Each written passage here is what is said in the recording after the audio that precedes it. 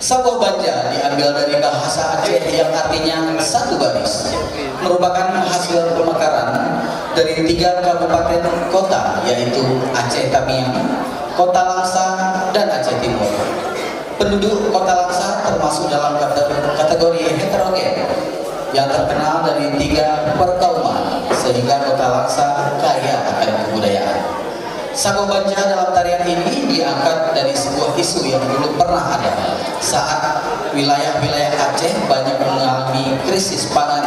Kota Langsa lah yang menjadi incaran para penguasa memperebutkan posisi untuk menjadi penguasa di wilayah tersebut, hingga akhirnya konflik ini didengar oleh Kesultanan Aceh, sehingga Kesultanan Aceh membagi wilayah-wilayah kepada penguasa.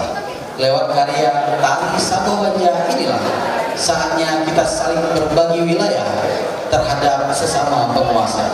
Di saat terjadi krisis pada wilayah, kita tidak boleh serakah dalam mengambil kekuasaan, sehingga tercipta rasa toleransi dan saling peduli terhadap sesama. Oh, sepertinya sinopsisnya cukup kritis ini ya. Namun bagaimana eksekusinya?